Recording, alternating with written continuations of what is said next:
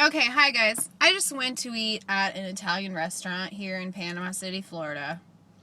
And I'm disappointed as usual, like I always am every time I eat at a restaurant, and I'm thinking about like Italian food in Italy and how wonderful it must actually be.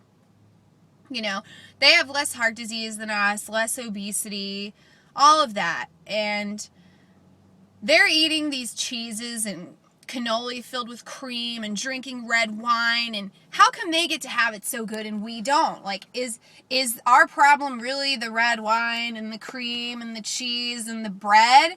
And unless you're a celiac, then it's the problem. I don't really think so. I think it's what we do to the food. Like, first of all, the garlic bread comes out. It didn't even taste like garlic. It might have been garlic like 6 years ago before it was irradiated and ground down and had, weird anti-caking aluminum-based preservatives added to it. But I couldn't taste garlic, not like at home when I chop fresh garlic. And then the butter, it wasn't butter. It was like some weird liquefied yellow thing. And then the bread, I would prefer it be sprouted grain, so that my body can digest it and I get some actual nutrients out of it. But I didn't expect that. I knew it would be white bread. I knew it would. But I didn't expect it to be nuked to all craziness in the microwave. So, like, whatever small nutrients are actually left after they process the hell out of it, they gotta nuke them too. And then out comes my calzone, because I'm, like, really craving some Italian food. I want some meat. I want some sauce, I want some fat and some carbs. And there's nothing wrong with that. Nothing at all. But then the calzone comes out, and I ordered it. I thought I was being all healthy, like, spinach, mushroom, and then, yes, some meatballs. But darn, you need some protein in your life, right? I knew the meat wouldn't be grass-fed.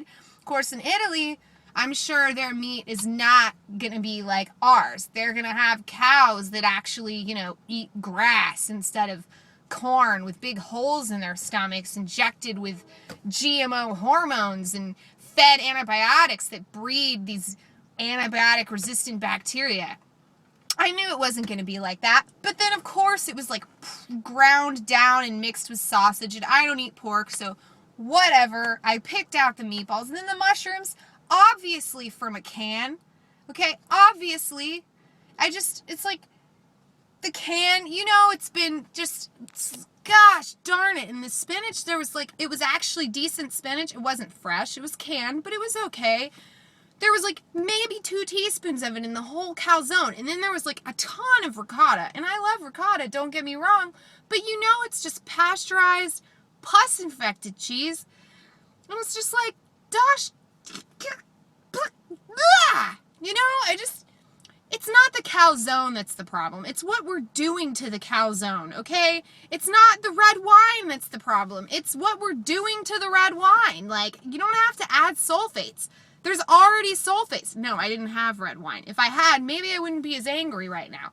So here we are, and then I get my kid a cheese pizza with black olives.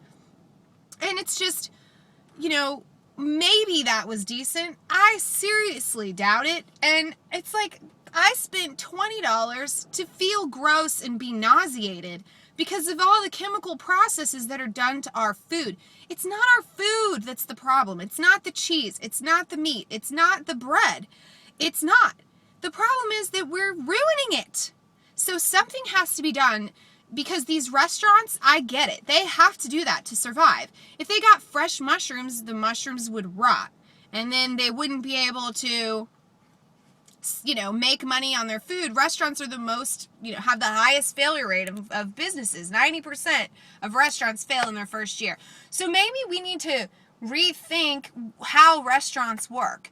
Why can't there just be a restaurant that maybe their menu changes from week to week? Oh my gosh! Maybe there's not 500 of them that are exactly the same.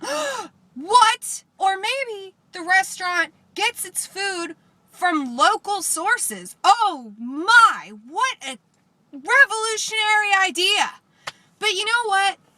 The sad part is that maybe, let's just say miraculously, I opened one of these restaurants and my pizza had sprouted grain bread and raw cultured cheese and and real butter from grass-fed cows full of beta-carotene and omega-3 fatty acids.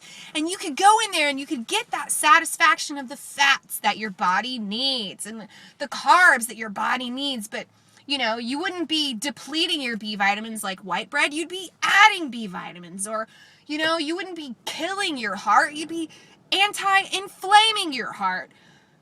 But the problem is that if I opened that restaurant, no one would come.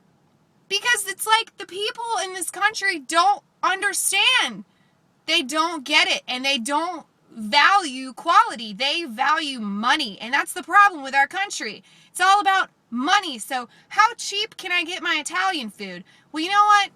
It's not that cheap as $20. It's $20 plus however many trans fats I just ingested and how much of Monsanto's bottom line I just invested in. Here's my thoughts for the day. If you find a good Italian restaurant where they have real Italian food like real Italians eat, man, comment below and let me know, because I might travel far and wide for that. Might just do it. Okay, guys, have a great day and good luck on your quest to find some real food in this freaking desolate wasteland of obese, dying people. Goodbye.